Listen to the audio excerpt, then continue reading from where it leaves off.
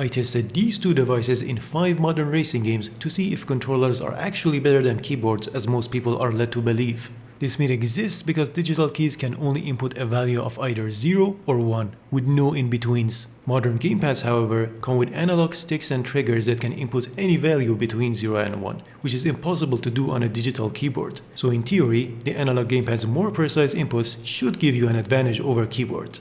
Let's test that theory in a mechanically simple game first. As you can see, keyboard is faster? Nah, that's not right. Let's change the game and redo the test. What again? Alright, this is the game that everyone cares about. Surely the gamepad is faster in this one. No? Well, this is because the internet is completely ignoring keyboard's main advantage, which is speed.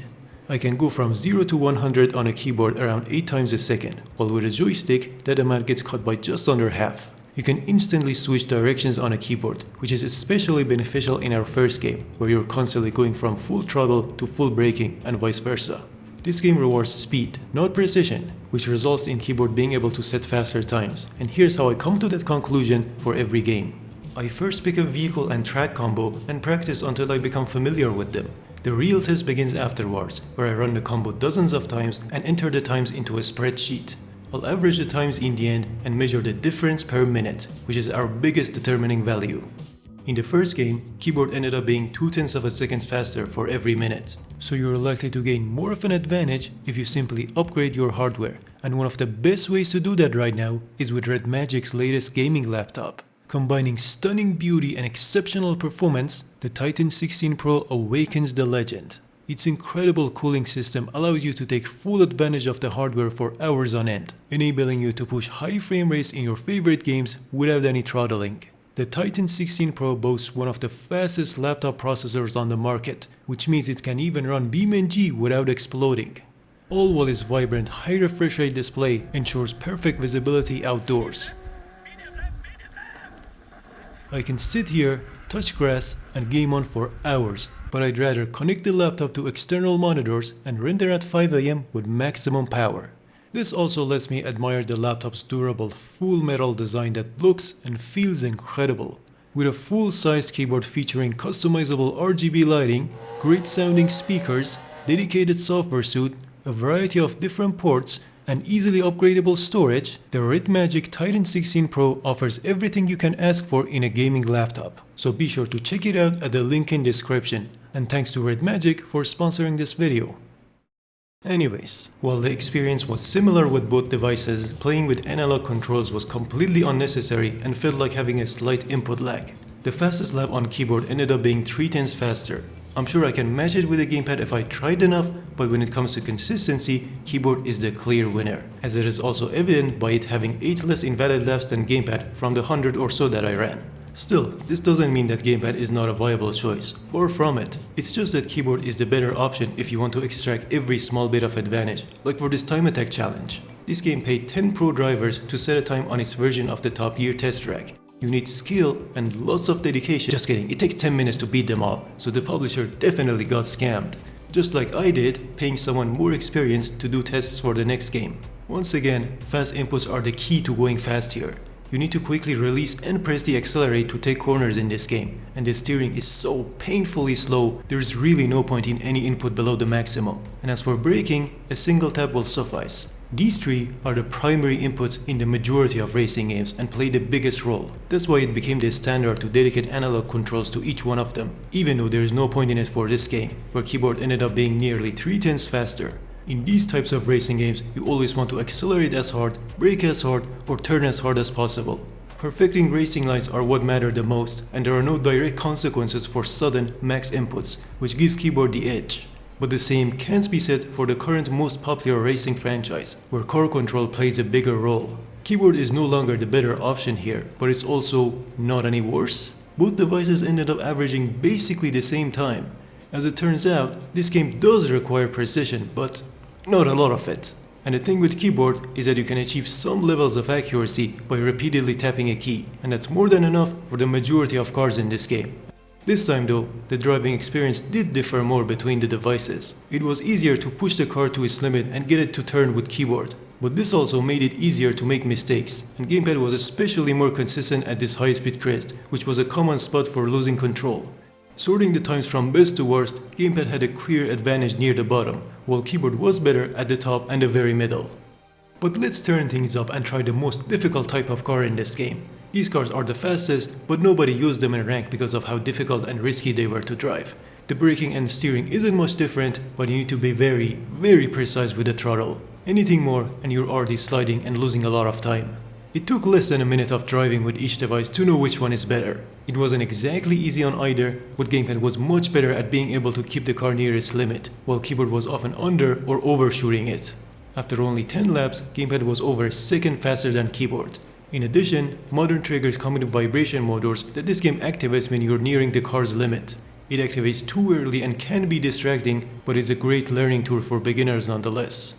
While you can still beat 80% of this game's player base using this car on a keyboard, the more competitive option would be to use a driving assist, which is implemented in almost every racing game in some way. For acceleration and braking, assists generally make sure you don't apply too much input that would otherwise make your vehicle unstable. If you do, the assist kicks in and automatically lowers your input regardless of how much you hold down the key.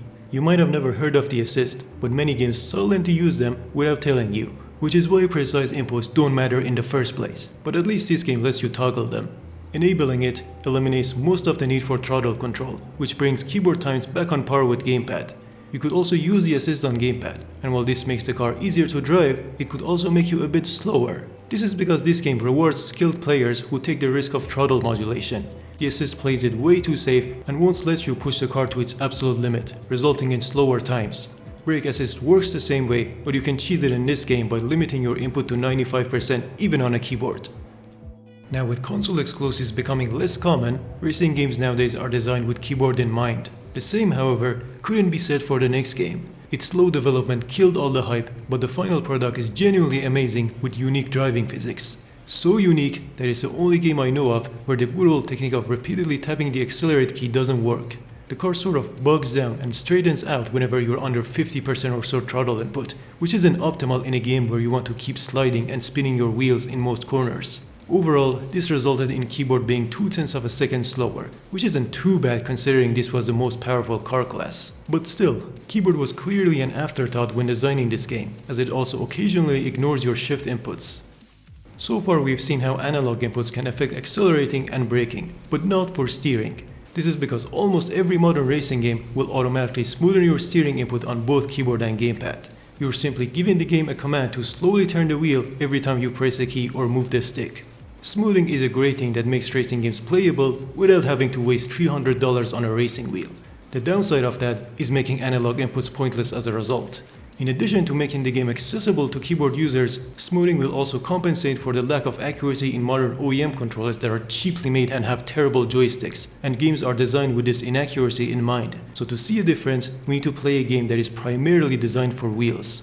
This game is the reason why keyboard users in racing games have become more annoying than Arch Linux users. That I beat Dirt Rally in the hardest championship with just a keyboard. I beat Dirt Rally 2's single-player campaign on a keyboard. I've actually completed this game with a digital keyboard, something I'm proud of. And rightfully so. Well, it's time to break it to you. After 10 valid runs using a car with above average difficulty, keyboard turned out to be slower than gamepad by 1/10 of a second. Though it's worth noting that keyboard used 2 extra restarts, so the median difference of 0.2 is likely more accurate. But still, how comes keyboard is a viable option in a game that, according to the internet, is one of the hardest racing games ever made? Well, first of all, the physics in this game are actually quite forgiving. The game makes sure you don't get sent into space for the smallest of collisions, which is mostly a good thing. In addition, the game offers driving assist and smoothens your input on both keyboard and gamepad. So yeah, the difference still came from throttle and brake inputs.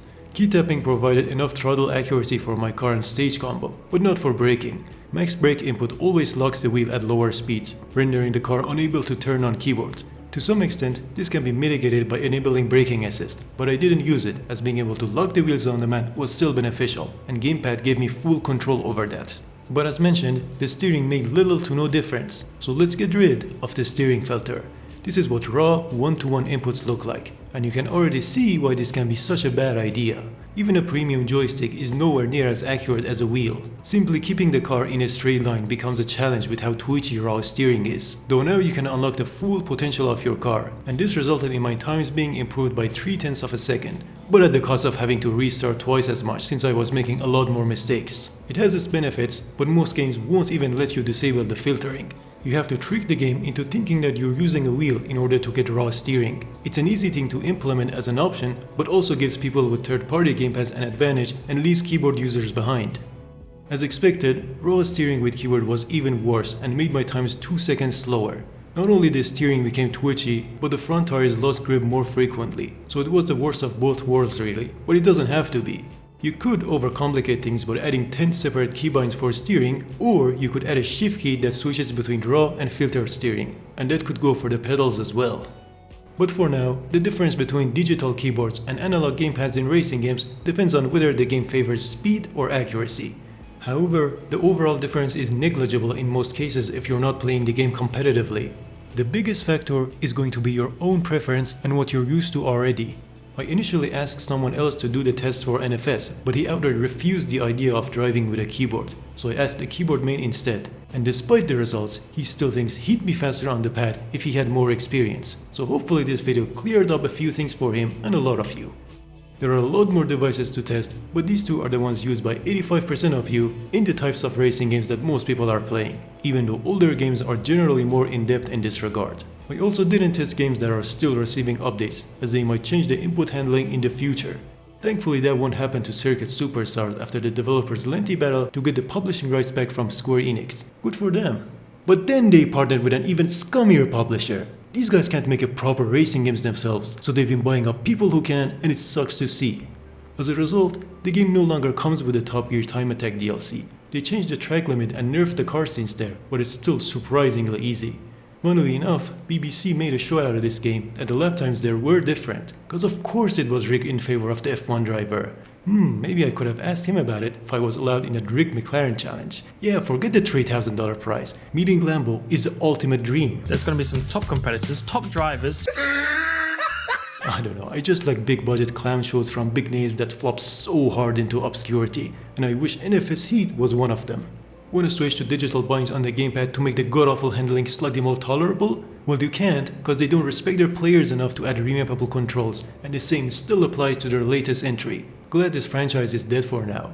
Same goes for FH4 and Wreckfest. One is being delisted and the other has a sequel coming out soon, which leaves us with this. Rallying is all about risk and reward, pushing the limits on a stage you've never practiced before, and that holds true in the game as well, for the first 20 hours or so. After that, it turns into the exact opposite. You full send, restart, and repeat until you get that golden run. It's the same thing as hot lapping in every other racing game, but with an even bigger focus on track knowledge, and I'm getting tired of seeing it. It starts out as a test of skill and turns into a test of how much you can no-life a certain track, and one update is enough to render your experience worthless. This is why Circuit Superstars has no permanent leaderboards, and the rally also heavily discourages this type of playstyle with limited time events and no restarts. But nothing is stopping you from loading up free play and practicing the same car and track combo to get an edge in the event, and that's what we humans end up doing. I kept going at Dirt Rally after I finished the test because for some reason I really wanted to beat the infamous Caddy 7073 that was mentioned in the Clicks Phillips video, but I had very little time on my wheel and didn't want to spend hundreds of hours just to get a proper feel for it. Thankfully I had already set up a virtual wheel controlled by my trusty gamepad, which itself can be a pain to get working. There are a billion tools to improve joysticks in the genre they're terrible at, but adjusting the response curve on a trigger is not even an option, and so are these. I kept questioning why I'm still doing this every time I crashed, but after hundreds of questions that are still left unanswered, I finally managed to beat my rival on a joystick with default setup. Something that I'm not proud of at all actually, that's still 12 seconds off the world record. But more importantly, it was pointless. I was still improving though. I could have kept going at it, but then I looked up the world record holder and found 13 years of rally experience dedicated to the same car class that I was using. And that is something I'm no longer willing to go through for a single game franchise, especially not one owned by a multi-billion-dollar company. The last time I tried that, let's just say it ended badly. But I'll probably still be grinding time attacks in the next big game that I happen to play, even though I know there's no reward in the end. I don't know what it is, but something keeps me going. Maybe it's the same thing with love. Holy shit, you still watching this? The video ended 4 minutes ago.